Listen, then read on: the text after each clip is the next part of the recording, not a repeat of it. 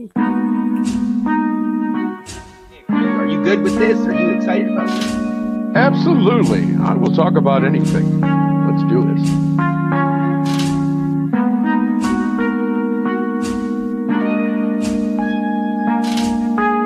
Ladies and gentlemen, welcome to Truth Be Told, where, honestly, it's in the name.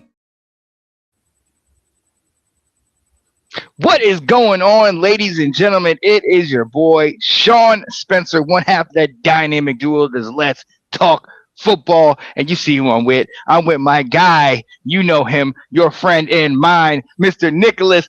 I want the smoke, Rosario. What up, Nick?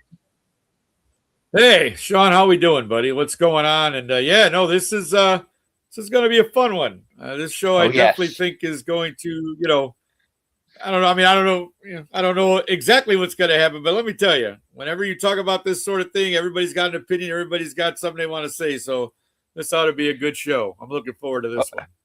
Oh yeah, Nick, I'd bet on it. That it's going to be a good one. Yeah, right? Exactly. For sure. Man. Ladies and gentlemen, welcome back to Truth Be Told. And just like in the title intro video, it's in the name. We sit here and pick up and talk about subjects that are in our everyday life, things that are so common to us, and things that maybe people don't talk about enough. But I'm going to tell you, Nick, you see it right here on the screen. Truth Be Told, sports betting hasn't gotten out of hand. I don't think that you can go anywhere in any facet of life and not kind of have some kind of degree of betting at this day and age, man. I mean, what are you thinking? Well, think about that new Kalshi app. You can bet on anything. Right. Hey, look, that grass is going to grow to 5 inches. Well, let's put a bet on that. My barber's going to cut, my hair for 20 minutes. Let's bet on that. It's like, you got to be kidding me.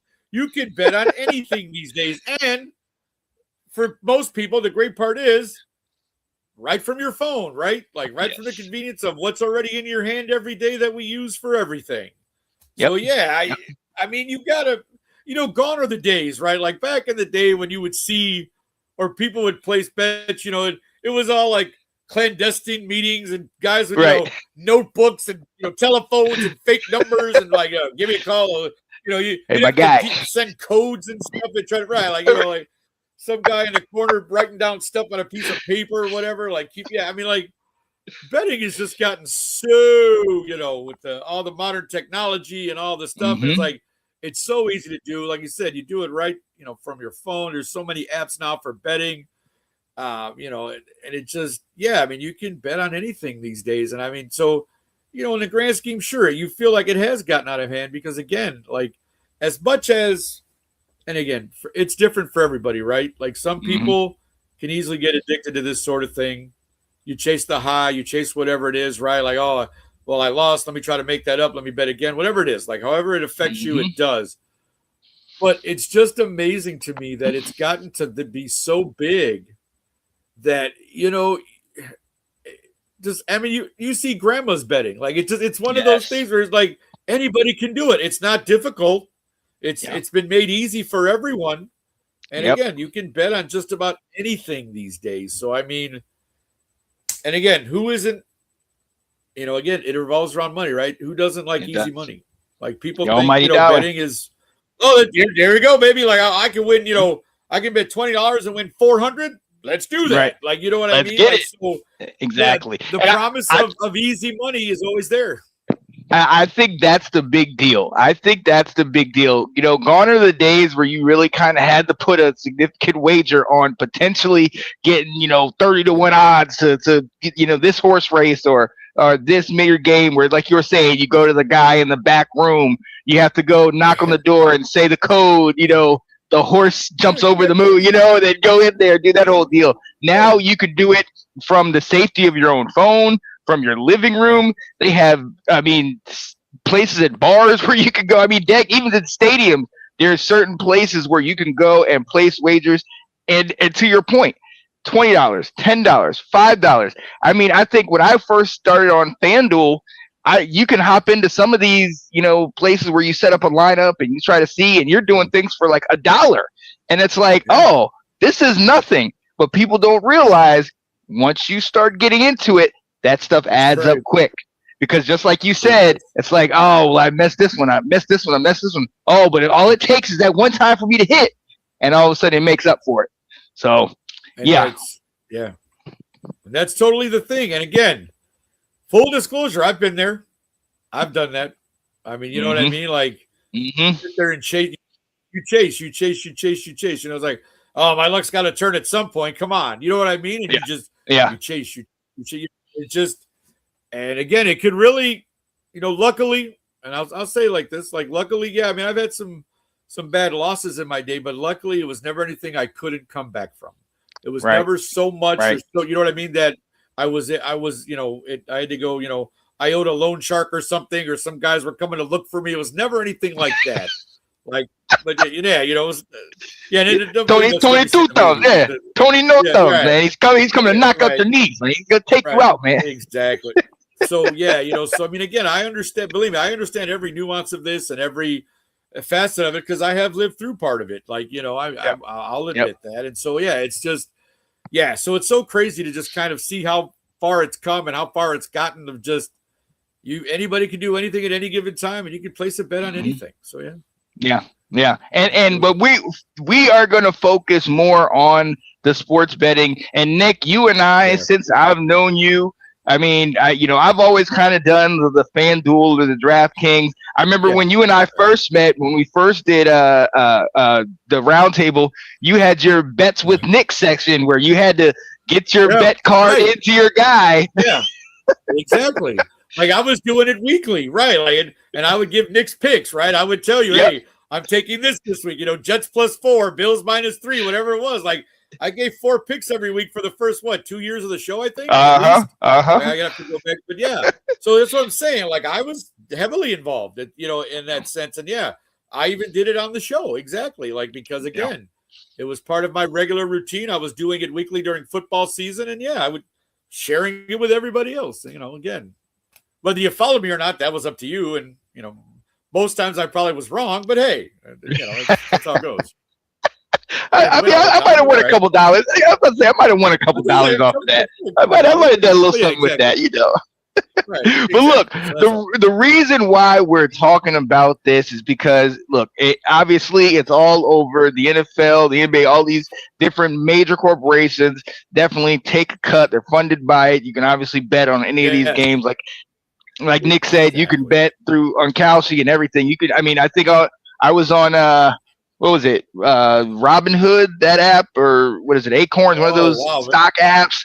And they said, right. And you can bet, okay, $1 that, in the World Cup, Mexico would win and you get this much back and yada, yada. And it's just like, really? It's leaked into this? Like, come on. Exactly. But the reason why we're talking about it this week is because, look, with football season being right around the corner, the Brendan Sorsby situation, the former Texas Tech, he never officially played for Texas Tech, former Cincinnati and Indiana coach that transferred to Texas Tech, who came out saying that he had an addiction to gambling. The NCAA ruled him ineligible. He got a lawyer, kind of, fought that. Then there's a judge that had kind of done helped grant an injunction. Then, NCAA appealed that. Teams were going to boycott. He was going to go to the NFL. The NFL said, we ain't having it. There's been a lot of stuff out there, and obviously it has brought sports betting to the forefront. And we're going to dive into this, Nick. But you talked to me, Nick, in saying that he actually came out today and kind of said something in his words with, kind of addressing everything that's been going on. Yeah, so I'm going to read the statement. I got this about 3 hours ago through, of course, Adam Schefter, who seems to know everything, right? According to my sources, I have exactly. Good old Adam Schefter. But so this is what apparently Brendan Sorsby had to say. There's been a lot of news about me about me out there, and I want to share this statement to make sure things are clear. I accept 100% responsibility for my actions. I did not have control of my gambling problem, and it took getting caught for me to realize that. But it was truly the best thing that could have happened to me. Because of this, I have been able to get the help I need and fully focus on my recovery. The news about the supplemental draft changes nothing about my recovery journey. I will continue to take it one day at a time, focusing on making myself better throughout the process and making sure to share what I have learned and will continue to learn with others going forward. I am fully committed to being the best version of myself that I can be while getting ready for the 2027 draft.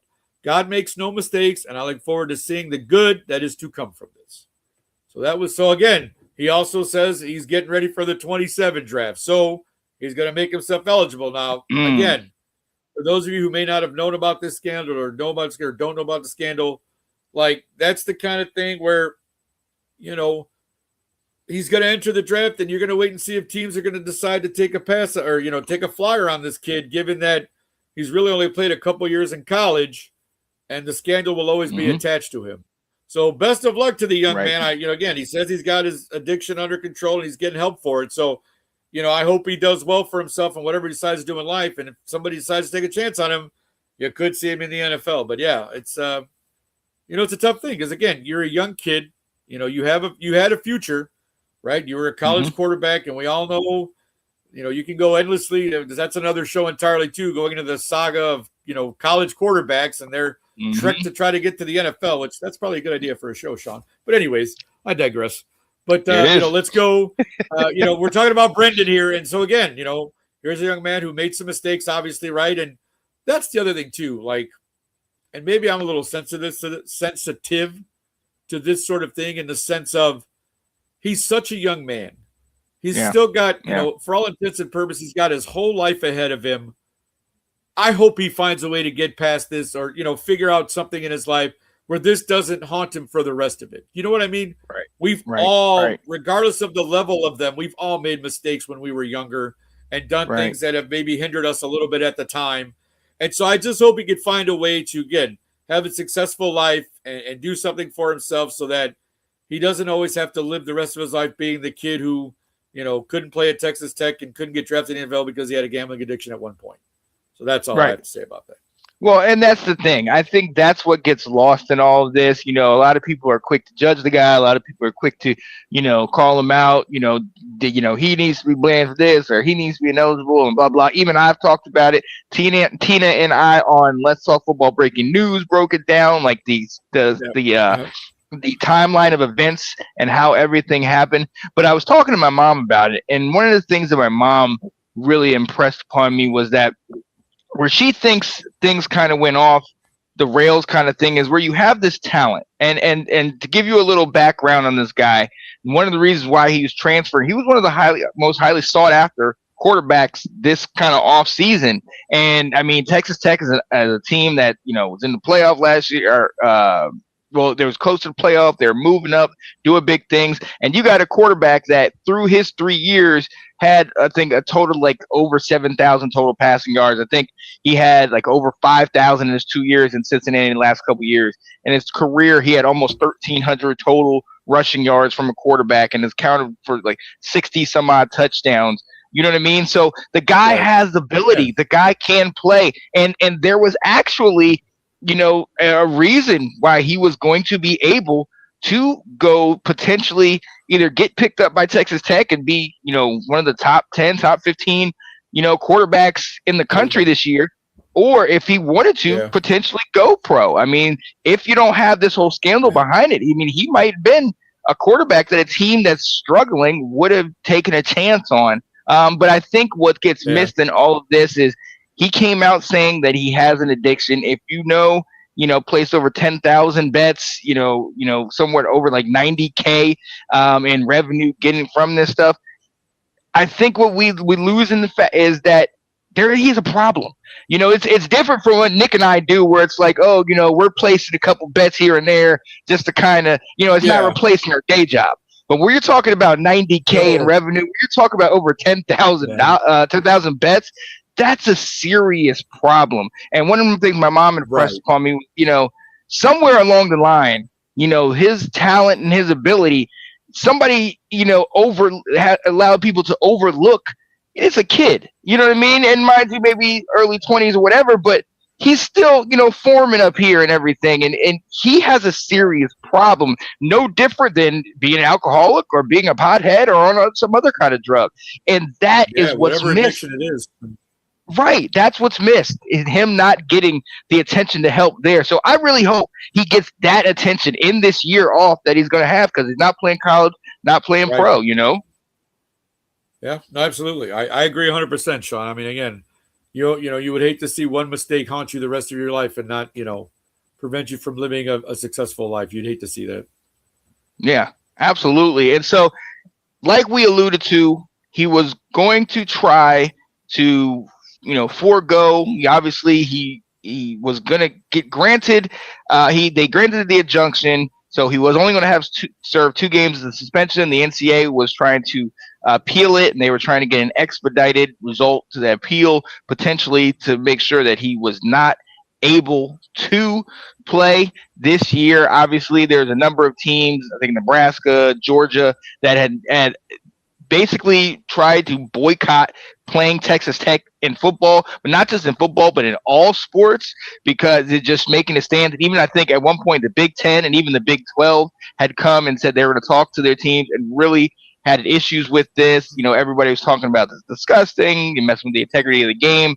Yeah. But then once he starts to say, okay, now I'm going to jump to the pros and I'm going to try to go to the NFL, you're getting into a bigger issue here.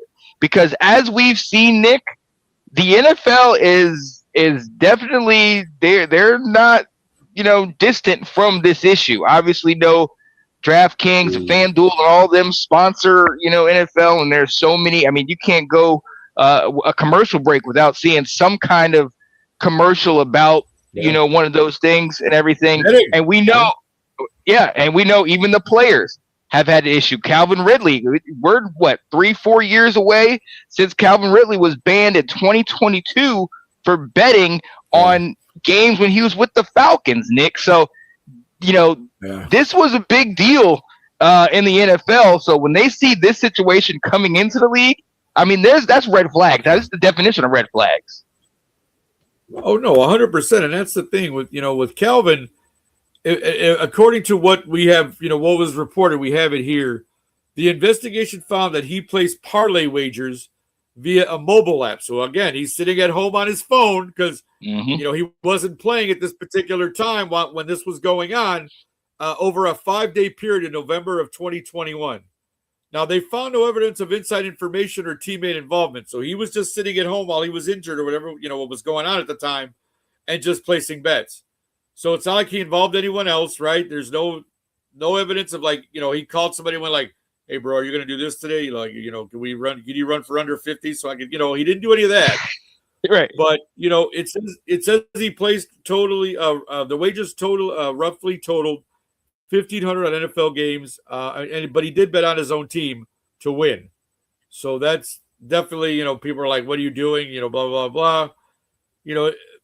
Now initially, remember, Goodell initially issued an indefinite suspension because that gives the NFL the leeway to decide, do they want to really, blackball this kid and do that? It gives them the option to take as much time as they need to decide how they want to play this. So basically what ended up happening, for those who don't know, right, is he was suspended for that whole entire year and lost $11.1 million in salary for that year. Oof. And wow, again, I don't want to say adding insult to injury because he did kind of bring it on himself, but when he was originally reinstated officially in March of 23, but he had been traded by the Falcons to the Jaguars. So, it was just like, okay, Calvin. So welcome back to the NFL. Here's your new team. Right. Then, of course, we all know he ended up with the Titans, which is, I believe, where he is now. So, again, Calvin is back in the NFL. But, again, he served an entire year. Think about this, guys. Just $1,500 in bets cost him $11.1 million for the whole year. Yes. Think about that. He lost in his salary. And again, people say, well, he's a millionaire. No, but that's not the point. This man, that was his job. He lost an entire year's salary for $1,500 in bets. Right. So you can't tell me that that can't affect you in some great way. When you're doing something that just whether you didn't think about it or whatever the consequence was, it doesn't matter. It's like every action has a reaction and every has a consequence. So you just, again, people will say, well, why? I don't feel bad for the guy. That's fine. However you feel about it, you feel about it. But I'm saying it just shows you how much this can affect your livelihood or how you operate with something like this. You have to be very careful. And again, he was just sitting at home thinking, well, this can't be a big deal. I'm not talking to anyone. I'm just betting on my couch. But again, you're a professional and you bet on your own team. So, I mean, that's what you just don't do. That's all you just don't do. You can't do that. You can't do that. And we got to remember where he kind of at this time frame and how much of an impact this was for one, the sports betting side, but for we got to remember Alabama wide receivers. That's where he came from. Alabama wide receivers are at the peak at that point. We're talking about Alabama Julio Jones, Waddell, Devonta Smith, Ruggs. Unfortunately, we know he's going through all that stuff, but Jameson Williams, there are so many Alabama wide receivers that are studs and big name, and he was, absolutely one of those guys. And for him to, make this mistake, obviously the NFL clearly made an example out of him. And then all of a sudden you forego 1 year of your NFL life. We know, NFL, what do they always say? The NFL stands for not for long. You know what I mean? It's not everything's guaranteed. You get an injury, you're out a year or two, who knows? That could derail an entire career for a guy. So when you have a situation like this where, unfortunately, even at that time, he was dealing with certain off the field issues, some mental health issues, and now you're over here doing this, and now all of a sudden you've lost another year to it. I'm telling you, it's a very big deal. And on top of the fact that I understand you might be deemed selfish, it might be and I don't, and let's be very honest, he's not the only one, because this year, Jameson Williams, I think it was last year, maybe 2024, Jameson Williams also had to serve a suspension for sports gambling and things of that nature. So it happens a lot. So let's not act like it doesn't happen. But for them to come down on him the way that they did, and just kind of how that whole thing played out, I mean, you gotta wonder, what things could have been had he not done that. But NFL's making a stance, and that's why Sorsby, they weren't going to bring him in, knowing that he already admitted to this whole situation. They had a problem, exactly. And see, that's the crazy part too. When we get into the NFL, though, just to touch on this a little bit, Sean, and I think you and I were kind of talking about it before we came on. NFL is so involved. They endorse, FanDuel and DraftKings. So it's like, in some way, you're like, isn't that? And again, I know you shouldn't bet. Yes, but isn't that a little bit hypocritical? Because you're profiting from the very thing that these people are doing. That you know what I'm saying? Like, that's a little bit. Yep. Hey, pot, here's the kettle. You know what I'm saying? Right. Like, come on, what are you doing? Like, you're gonna on the back end make all this money because you're gonna let them advertise during all your stuff, right? The commercials, the billboards, go to the stadium, you see the stuff for all this stuff. But no, we're not gonna let you do that. You don't bet on any, don't you dare. Even though we're making hundreds of millions on the back end because we let them advertise at our stadiums and stuff. So it's a little hypocritical there, NFL. I'm just saying, and again, not just NFL, MLB, everything now, right? You better, I mean, like you said, right now the World Cup is going on, right? We're in the middle of the World Cup, and everybody and their mama is betting on their team, their country, you know what I'm saying, wherever you're from. Everybody's got the national pride going, like you're placing bets left and right, and it's just like, okay, fine, great, but, hey, this is what we're talking about, right? Gambling, baby. It gets everybody. Like, this is not just, like, and look, Nick, but no, you hit the nail on the head, and that's why it's funny when you look at kind of what the NFL and their message to Sorsby, talking about, you're coming in, you tried to forego your judgment from college and coming into the into the pros and everything, and they tried to kind of sit on their high horse and sit here and talk about we really value the integrity of the game, and yet you can't go to a stadium without those big banners of Bet365 or DraftKings or FanDuel outside. And I made the point to somebody, I think I was talking to Tina, where it was kind of like when the NFL says, we don't want our players smoking marijuana. We know how Josh Gordon, they banned him 2 full seasons for that, and we don't want it to happen. But then, at the same time, it's almost like with this betting, it's almost like if they put a dispensary in the stadium and they're like, "But we don't want you to, to smoke. Won't do it. But it's going to be right here, just right in front of you." You know what I mean? It's like, come on, man. I mean, and see that. Go ahead. Sorry. No. Yeah, you're good. Yeah. No, because that's the thing. Like, even, you guys know, I work at the United Center. We now sell those THC drinks during concerts and special events. So it's like, oh, okay, we don't want to promote things like this, but hey, we're all adults here. How about a THC-laced beverage for you when you come to a concert? Right. So yeah, it's everywhere, bro. That's what I'm saying. Like, just to throw the weed thing out there, we're all adults here, like I said, but it's funny that, like you said, 3, 4 years ago, Josh Gordon's getting banned for the thing that's now legal. Mm-hmm. Now, again, that doesn't mean you flaunt it everywhere, but the fact is, if you're caught with a joint now, nobody cares. As long as you weren't smoking it at the time in public, you're good, because everybody's got it. Exactly. Like, so come on, man. Like, that's what I say. Yeah.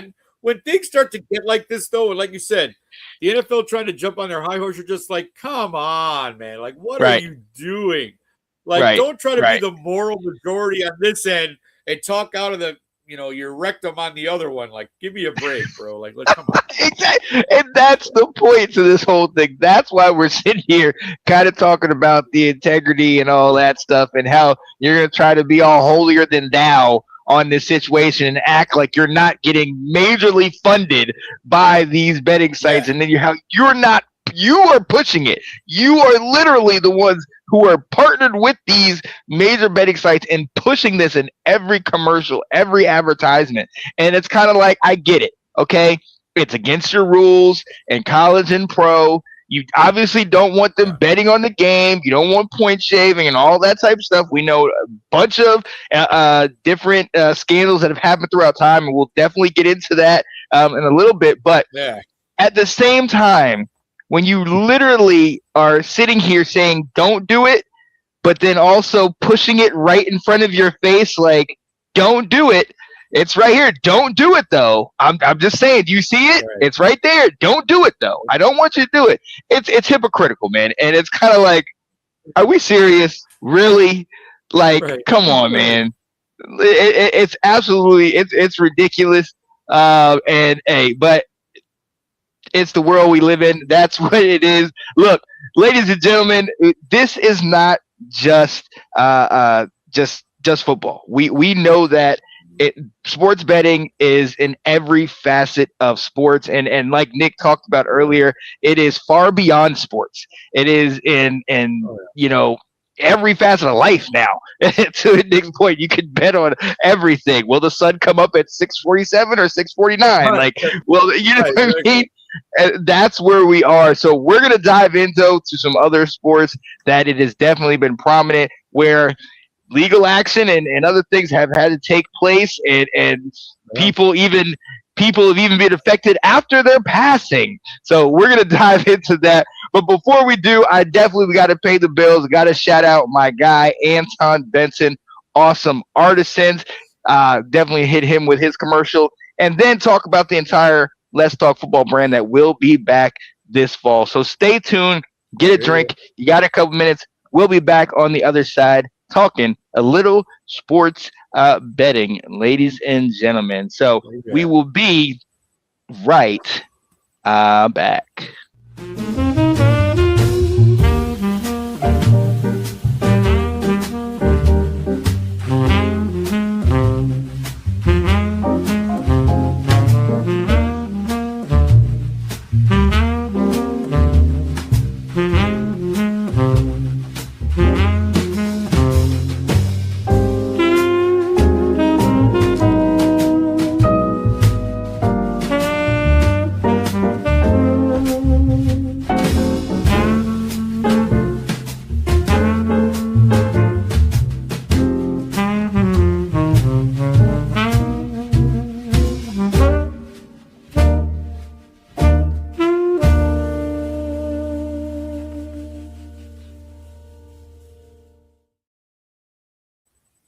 Yeah, buddy, ladies and gentlemen, we are back. We're back a little quicker, a little quicker than I expected. Don't have another commercial on here, but we're good. So we definitely are back with you guys.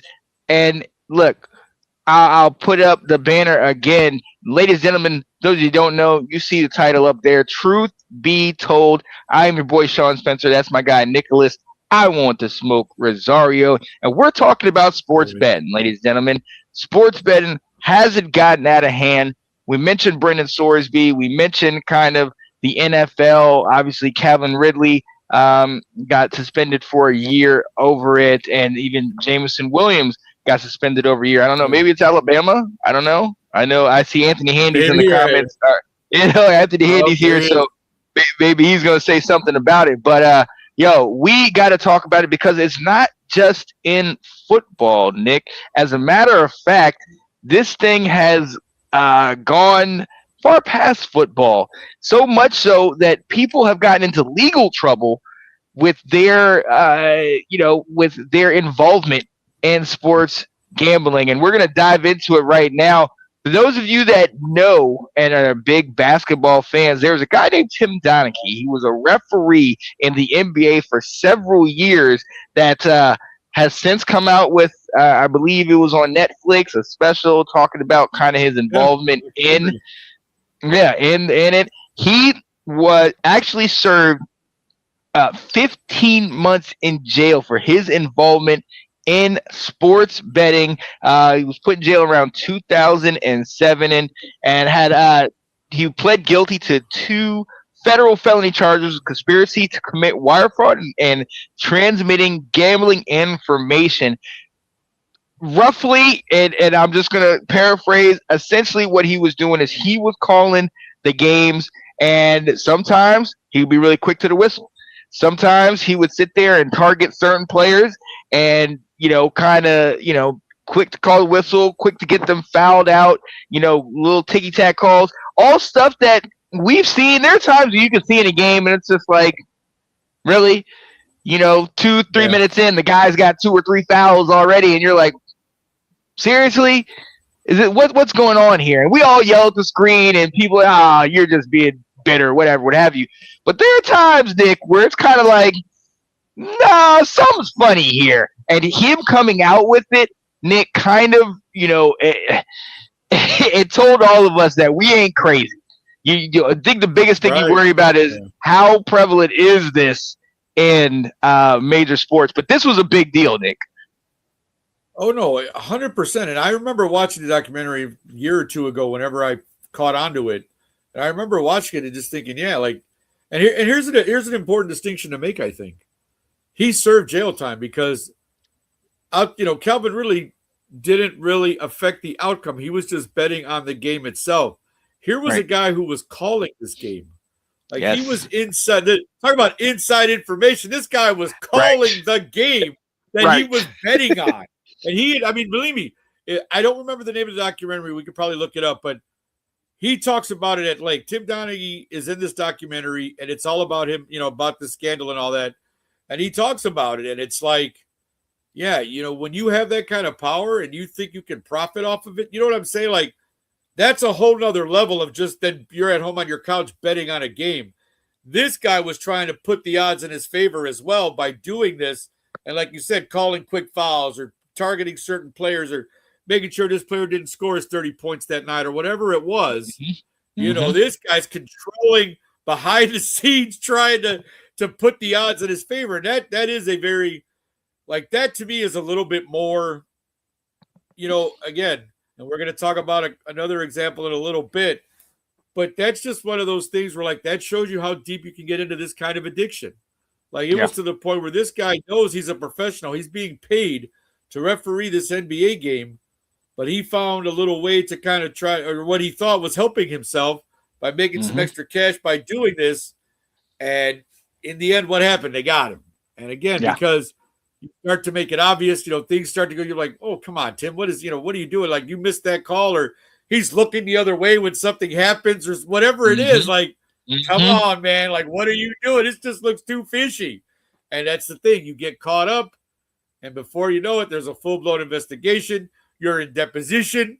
You have to admit that you did this. You know what I'm saying? Like the whole thing. And that I remember the scandal though. Like when that, like you're just like, oh my goodness. Because again, it's and that's the crazy part. Sean was talking about it's happened in every major sport, and that's the crazy part, isn't it? We always talk about basketball, hockey, baseball. Are the kind of the mid. And actually, now that I say that, I don't remember a hockey betting scandal. Do you? So maybe it's just baseball, football, and.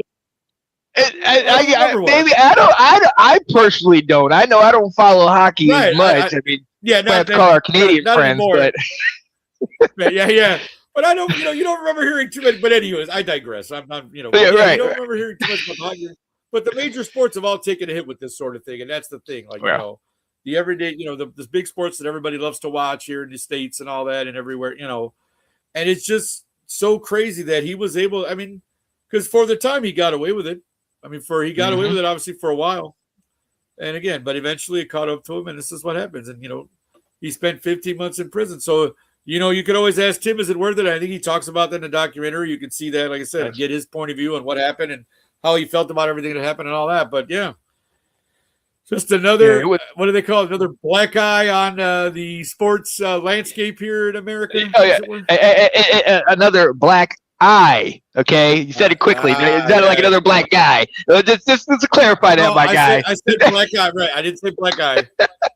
I mean, there is a black guy here, and there's a Latino on one end, a black guy on the other end. We're good. We know this. I feel like that's a joke somewhere. This is a black guy and a Latino guy walk into a bar. Yeah, a black guy and a Latino walk into a bar, right? Exactly. So but the book. So he wrote a book. The book is called Personal Foul. And the Netflix documentary is called Untold Operation Flagrant Foul.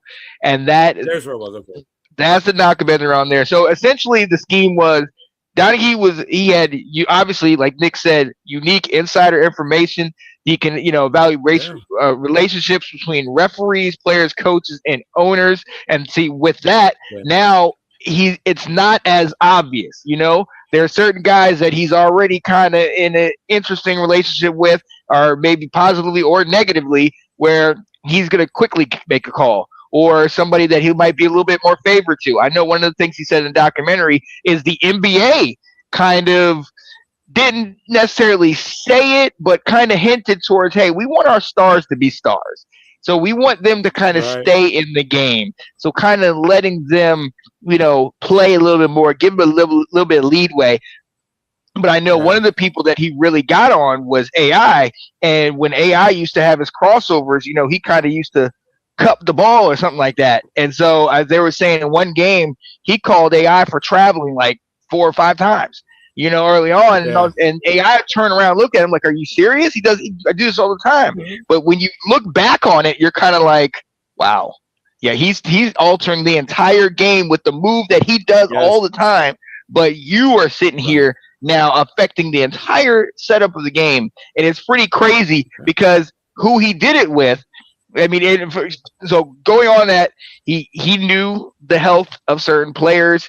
He knew who was going in. He knew which refs had certain biases with who. And it wasn't just him. He did the time, but a lot of these refs came together before the game and said, all right, we're going heavy over here. We're going light over here. And that type of stuff. So this was deep, Nick. This was really deeply ingrained in this whole situation. Oh no, 100%. That's the thing. Like again, people can say whatever they want, but you got people who came together to purposely do this. Like it's not like it was just an accident and Donaghy was like, no, like this was thought out. Like this, that's probably why he served jail time. Because like this is premeditated, brother. Like you're purposely changing the outcome of a professional contest because you're doing this, and again, you had other people in on it with you. So you're going, what I mean? It's like, come on, like it's, stacking the odds in your favor. No. We don't like that. And again, we know. Because again, why do people watch sports in the first place, right? So like for us, everyday people who go to our jobs and, make our paycheck, we live comfortably fine, we're good. But when we want to break from stuff, what do? We go to movies. We do this, we do that. We watch our sports. Those are, these guys are our heroes. These are the guys we love to watch and love to see play. And And you're going, oh man, you just gypped me, bro. Like that was, Right. that was, planned, or that was fake, or like, come on, man. Like, yeah. So yeah, you do, it does. It's amazing that, people can be affected by that, and people do get turned off by things like that, because you're like, this was supposed to be my escape from my everyday, and you guys are just ruining it because you're greedy. Like, and then people will say that too. Like, you make enough money as it is, you greedy bastards. Like, what are you doing? Like, come on. Right. You know what I mean? It's like, I'm come on, man. For my $60,000 a year job, and you guys are making millions, and like, come on. I just want to cut, man. I just want a little bit of that.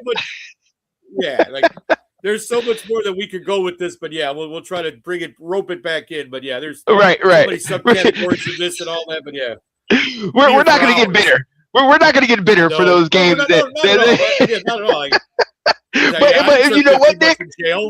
Right, exactly. But you know what, Nick? That totally lends to a lot of the anger and frustration you see from fans. A lot of times when you see 100%. Fans go after players because they're already thinking something's up, because maybe they placed a bet and they had this, they thought they knew what was going on, and it didn't come to fruition. And some of those things just happen. Like, some of the stuff you cannot, I truly believe in any given Sunday. I truly believe the only muscle you can't measure is the heart. I believe that sometimes guys just play above their weight. Buster Douglas over Mike Tyson, I believe that happens. I will always believe that happens, and that's, the underdog, the David and Goliath, that stuff happens. But there are some times where you're just sitting there like, bruh, ain't no way you missed that catch. Or ain't no way you missed that shot. That layup, and you airballed it. And see, that's the thing. Because of this, people do get suspicious of stuff like that. Like, oh my God, did you see that? Like, come on, how do you, So that's the thing too, and that it changes the dynamic of things. It's amazing, right? Oh, it absolutely does. And listen, we talked about it, and we this is a lot of this stuff is current. This one is in 2000. Calvin Ridley in less than 5 years ago. But Nicholas, you work at Wrigley, so and you are a diehard. Both of us, our first love is baseball. So you're a diehard baseball fan, and we already know there is one name that's synonymous with sports betting, and that's Pete Rose. And we know his story. Exactly. What, most hits all time, if I'm not mistaken? Like, we know his story and how big it is. 18, whatever it is. Yeah. Yeah. And he banned for life at one point for his betting on the Reds and on games and things like that. And Nick, that we've seen it in the NFL. A guy gets banned for a year or something, or they don't let him in the league. We've seen it in basketball where the ref is actually involved. This was a player and coach, and he's betting on games. And I don't know that we've ever seen it where it's gotten to the place where he's been banned for life. Well, this is the thing too. When it broke, the commissioner of baseball was Bart Giamatti. Mm-hmm. And I think Bart really did want to make an example of Pete. Like, he's like, because I think part of it might have been the anger of, man, you're our all-time hits leader. There's 4,256 hits in his career. Like, you were Charlie Hustle. You were the guy everybody, loved, and you were personable. He had he did Aqua Velva commercials, or, like all that stuff. Like, he was a likable guy. Like, he did a WrestleMania. You know what I mean? I was going to say, wasn't he in the WrestleMania? That was after the suspension, but I'm just saying, like, he was a very personable guy, and I think Bart really wanted to make an example of Pete, and it was like, because it was found out that he bet from the bench. Like, he's coaching literally, and like, okay, I'm going to place this bet, that bet. And, they came down. And again, I'm not saying they shouldn't have, because at the time, baseball lost some fans for a while. And, baseball's gone in ebbs and flows where it's, people aren't watching. All of a sudden something happens and people are watching again and all this, and it's like, like the strike of 94, a great example of that. Everybody turned away from baseball. What brought it back? 98, Sosa McGuire, the home run chase. All of a sudden people are watching baseball again. So, it goes and flows. And I think that, Pete really did put a stain at that time on baseball, because people are like, oh my God, not Pete Rose. Like, you're my hero, Pete. Like, how could you do that? Like, how would, why would you do that? Like, what is, and again, money's involved, right? It's gambling. So why money can make you do some crazy things sometimes, folks. Believe me, we've all been there. So it just, Yes, sir. yeah, I think you just, Pete. And here's the thing: at the time, it wasn't a couple year suspension. You know what I'm saying? He was banned for life. Okay, this was a lifetime ban, right? For life. And okay, just a caveat to that, because before Sean goes, because I don't throw this back to Sean in a sec. Yes, we looked it up to be clear on what happened. Pete died a few years back, but in May of 25, his ban was lifted. So posthumously, so he will never see if he gets voted in at some point. He does, but he'll never see that because he was voted in he was put on the ballot posthumously last May of 25. So he's on the ballot now and eligible to be, but again, because he's not around and because of this thing, you wonder how many people will actually vote for him, how many people are still salty about the scandal and think he shouldn't have been put on the ballot. So there's still all that argument and all that stuff. You know what I'm saying? That, yeah, I just feel like and again, it's one of those things, and because Pete, again, if you're going to look at on-field accomplishment and you look at what Pete did, this one little thing derailed his entire career, right? Yeah. We were talking about it. This could affect Brendan Sorsby tremendously.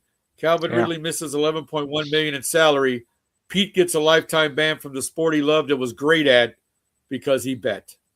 So believe me, this is destructive, guys. It really can be. Like you don't, we look at it and go, oh, well, they're just a bunch of athletes. Screw them. But no, these are people's lives. Like people mess up their lives with this kind of thing. And again, it is kind of a shame that, again, this followed Pete for the rest of his life, right? Anytime anybody, and Pete made jokes about it as well. Like, let's be honest, he did. But you had to know that somewhere deep down that had to bother him, that the sport he played for so many years and gave so much to was like, nope, you did this and that's it. Yeah. There's not another chance for you. You're done.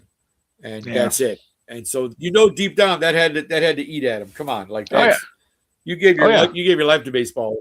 So I mean, believe me, guys, we talk about it here and we make light of it a little bit and all that, but no, it's a serious thing. It really is. And again, the fact that they lifted it after he died, it's almost like, why? That's me. Again, that's just my feeling. I'm not trying to be however you feel about it, you do. But I'm like, you should have just left it at that point. Like, he's not going to see it. He's never going to know. Like, why did you bother to do that? I don't know. Again, that's fine. I'm with you. Whatever. But yeah. I'm going to say I'm honest. Yeah, I'm with you on that, Nick. I'm going to bring it back to you because my question, and has always been with Pete Rose, and I'm a big, I was a huge one of the first guys that came in on Pete Rose. I had a Johnny Bench card before I really knew about taking care of baseball cards, and I was a big fan of baseball and all that stuff. And he was always one of those guys that always was real high, and rightfully so. But the scandal definitely followed him. And I always remember asking that while he was living, when are you going to let it go? When's the statute of limitations? You know what I mean? When can you kind of say, all right, I get it. You made your point, but don't do this. Don't take what he accomplished on the field off. So my question to you is, he's gone. They've lifted the ban. He's now eligible to the Hall of Fame. Is he a first ballot guy, or do you think there has to be some kind of consideration for what he still did do? Well, that's the thing. I got to imagine. I'd have to go back and look. But if he was on the ballot in May of 25, they would have voted last year for him. So he didn't make it, obviously. Yeah. So this would be his second year that he'd be eligible, I'm guessing. So yeah, he wasn't a first ballot Hall of Famer, even though for his on-field accomplishments he would be. And I think this brings up an interesting point, and I only want to bring this up. I mean, Handy was talking a little bit about it in the comments, but a lot of people equate the two, or equated in some way to, like, his lifetime ban of what's, as far as the Hall of Fame goes for Pete, to the steroid era of baseball, right? With Bonds, McGwire, Sosa. These guys aren't in the Hall of Fame either. And they've all been retired long enough to be eligible. You know what I mean? And so Mm. you kind of go with the same thing. Like you're being punished, right? Because you did something that people, again, steroids at the time were illegal. I get all that. Like the whole thing happened, right? But it's kind of the same argument. Is what Pete did worse than what these gentlemen did in terms Mhm. of what it meant to the game? Like I get it. Pete bet from the bench. These guys juiced themselves to hit the ball better. That's Jose cheating, Canseco. is it not? Mhm. I mean, yeah. Mhm. And right. And then everybody's mad at Jose now because he blew the whistle. And again, let's be honest about one thing. And I tell you, I have followed baseball for just about all of my life. I remember when Sammy Sosa came into the league. He was traded from the Rangers to the White Sox, okay? Yeah. I'm a White Sox fan. I Yep. saw Sammy Sosa as a skinny, runt Yep. looking guy who Tiny. was a speedster playing right field. Yeah, he was not big at all when he came to the White Sox. He was a base stealer. They called it, as a matter of fact, his nickname was Panther here in Chicago because he ran. Yeah. Like, give me a break. And it wasn't until he went to the Cubs, all of a sudden he looked like the Incredible Hulk. Like, again, McGuire. Look at McGuire's early photos with the A's. A lot Tiny. skinnier than he was in 98 when he was, Canseco too. They were not big guys. I'm sure they were big, tall guys, but they were nowhere near the weight they were when they were bashing home 40, 50, 60 home runs a year. So, I mean, these guys, but again, cheating. It goes back to the scale. Like you said, betting, fine, it's not betting, but it's in a similar vein. It's like you cheated the game. So should you, because they're still not in, right? They're still not on any ballots. They're not getting consideration. Probably. Now, again, that's more of, they're not officially banned in that sense, but the sports writers are like, no, we're not putting you on. You guys cheated. Right. Like, we're not going to consider you. And that's more of a petty thing for the writers in that sense. Like, that's their thing. But I mean, again, Pete, your on-field accomplishment. And again, you could make the argument too that everybody was juicing during that era. Pitchers, right? Roger Clemens was accused of, like, pitchers were bulked up too, man. Like, these guys weren't exactly small. Like, everybody was probably doing it to gain the advantage because everybody started using it. And so you're like, well, if I don't keep up, what do I look like? Exactly. Yeah, no, that era from that when that started, the 98 to whatever, oh my goodness, bro. Like, yeah, come on. Bonds hitting 70 home runs in a year to break. Yes. Thank you. I'm glad you brought him up. Yes. No, and again, Barry ends up breaking Hank Aaron's record that you thought would never be broken. Asterisk. We're putting the asterisk on that one. Well, look at Barry. When he was with the Pirates, he was a skinny center fielder. He goes to the Giants. He looks like Honey, I Blew Up the Kid. So, I mean, give me a break, man. Like, like you're not fooling me, pal. I'm sorry. Like, nah, guy. Yeah. Nah, not it. I mean, again, just to bring this, Sean, just to bring this all back, like I said, Pete, he did what he did. Betting again got him into the. Yeah, no, exactly. Yeah, good old Andy. Juices and berries. Yeah, exactly. He only ate juices and berries. No, Roger became a big guy too, and that's why he threw, the way he did. But anyways, yeah, I just think it's a sad sentiment because again, something is, betting cost these guys probably, and the cheating and all that cost them. The game they love, to play, and all the accomplishments are for what? Nobody's going to recognize them. They're always going to look at you with derision and scowl at you and whatever. So it's like, was it worth it? Again, we're all human. Well, that's the thing. Isn't that the eternal question, Sean? Was it worth it? And in the end, you can say, well, no, because this is where you are. But at the same time, at the time, yeah, I just feel like you got to. Thank you. Yes, coming to a comedy store near you. Yes, I'll be here all week. Tip your waitress. Try the veal. Exactly. Here we go. But yeah, I just think it is a sad state. Like, I'm glad we talked about this because I don't think people really realize how bad betting can be for you or how bad it can get if you let it get out of hand. Like with anything, it is an addiction. You do get addicted to it. I mean, you, like I said, the high, the low, I got to catch up. I didn't win this week. Let me try to win next week. It's there, guys. It really, really is. And it and again, I had to overcome a little bit of that myself. Like I said, I've had some losses. I mean, again, I didn't have to sell anything or like give up a kidney or anything to pay off my debt. But it's like, you just, you gotta know what, I guess you gotta know what your limits are, and you gotta understand that if you have an issue with it, don't do it. Like if it's that What bad of a thing for what do you, you say? You got to know when to hold them. You got to know when to fold them. Yeah, You know what I mean? Kenny Rogers said it best. Kitty Rogers, baby. Know when to walk away, know when to run. Exactly. Exactly. Look, hey, we got one more thing we're going to do here. I'm bringing back an old classic because I got my buddy Nicholas Rosario on here, and it's an old graphic back to when I first started putting things together, and it's called One Last Word, ladies and gentlemen. Oh, here we go.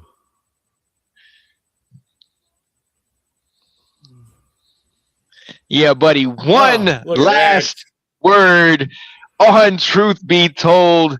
That was the last segment we would do on the roundtable way, way back when. It seems like ages ago when we were on there. But I do want to say this because, Nick, you were getting to something that I think was a big deal. And I think one of the things that I alluded to when talking about Brendan Sorsby that kind of gets overlooked, and with our last word, I kind of want us to talk to the people that are out here because gambling is now becoming a part of everyday life. Like you were talking about with Kalshi, you can sit here and bet on anything, and the investment apps, you can sit here and bet, $1, $2, $3 on different games and things that are going on, and you could bet if stocks are going to go up or if they're going to go down and things like that.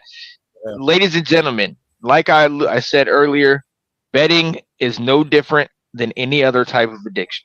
Okay, and especially once you get to that, somebody told me this, or I saw this on some kind of addiction documentary where they said, anytime you get high, every time after that, you're just trying to reach that same high that you get. And that's no different with betting. Yeah. With betting, anytime you win. I remember one time I had gone 3-4 days in a row hitting big on FanDuel, got up to like something like $500-$600, and you did that taste. You get that taste in your mouth.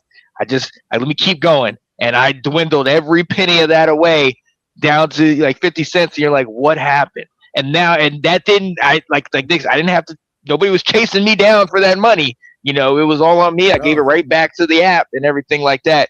But I gotta say, you got to, if you have a problem, and sometimes it's not easy to know if you have a problem, because I can't speak for Nick, but I can speak for myself. There was times where I would say damn near half the check went to betting little by little on just things that I thought I knew about football, basketball. I know these things. Or I had a feeling this is going to be a good one. If you have that issue, there are definitely hotlines you can go to. There are definitely ways that you can, try to get a hold of it.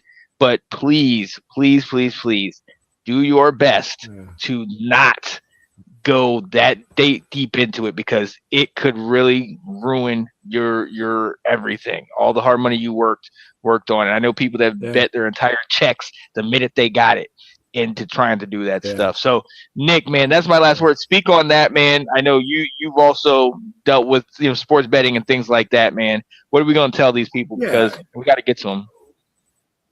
Well, no, that's the thing. And again, for myself, and again, like I've admitted earlier that there was a couple times where it's you're betting with money that you maybe can't bet with, and that's the thing.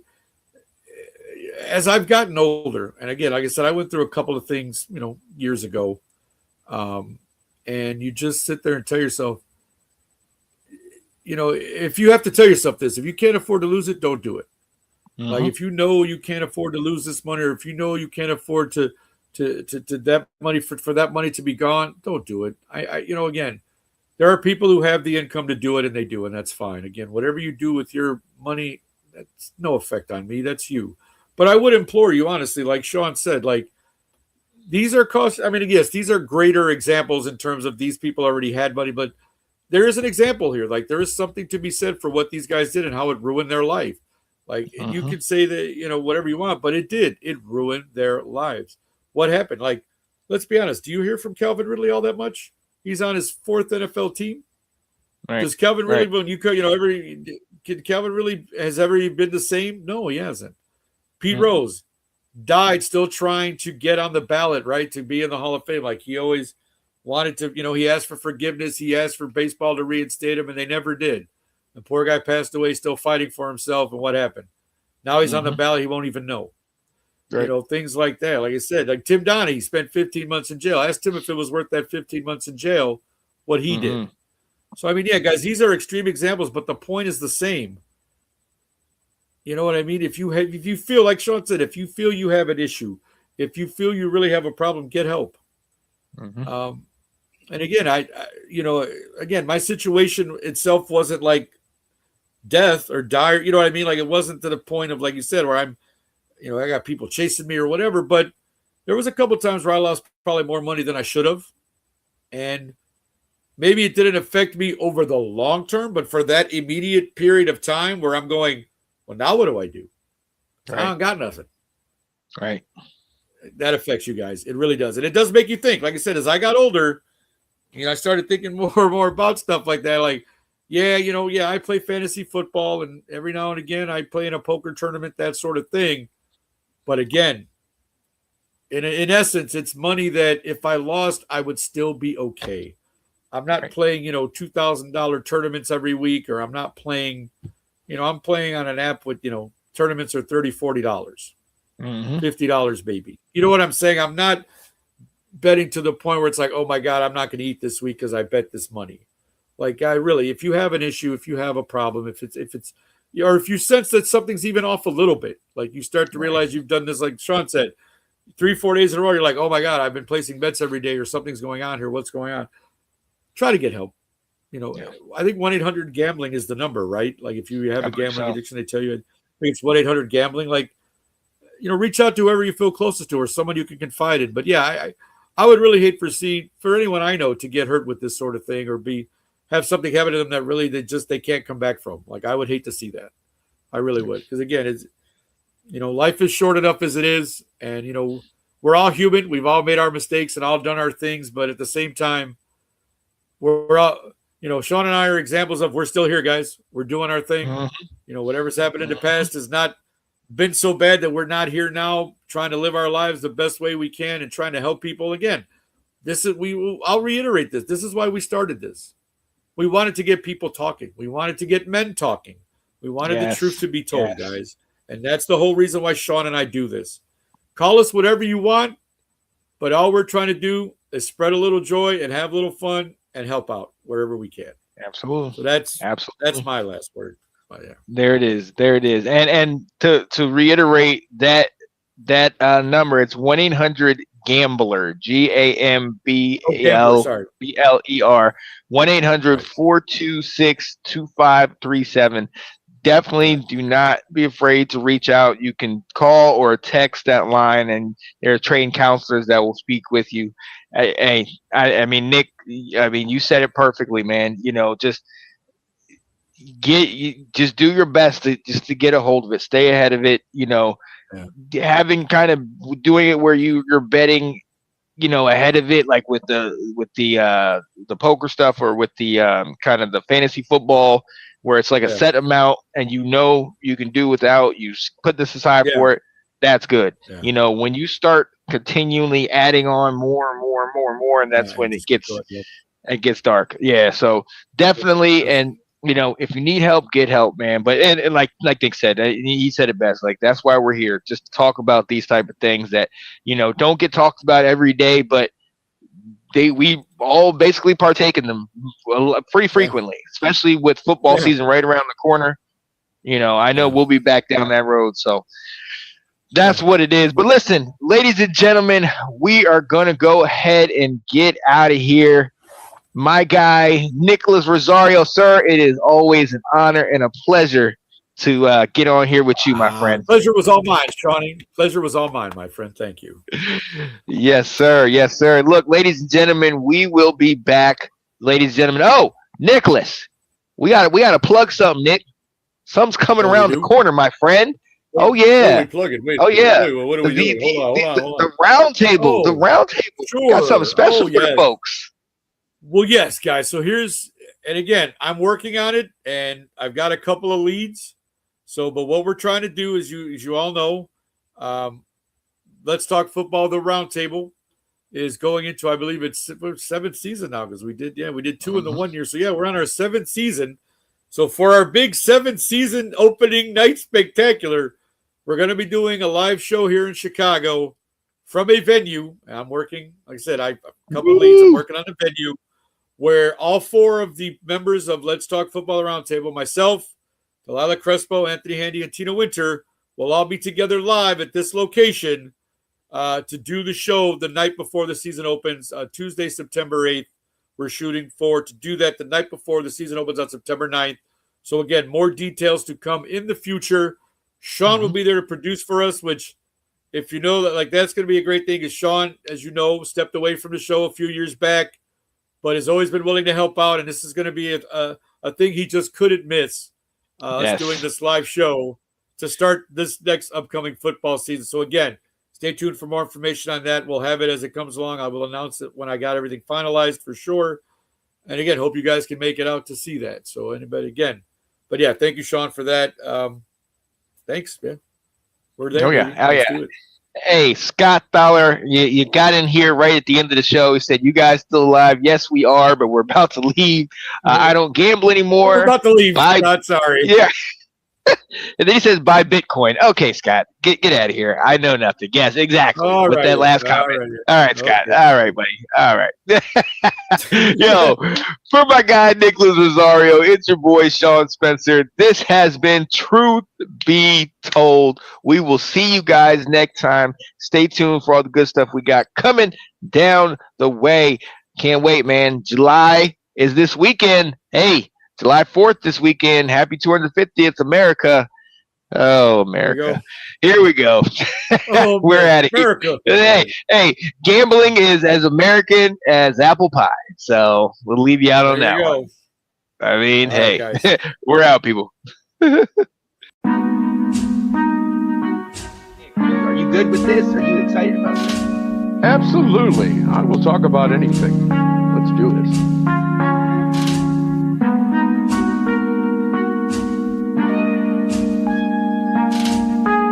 Ladies and gentlemen, welcome to Truth Be Told, where honestly, it's in the name.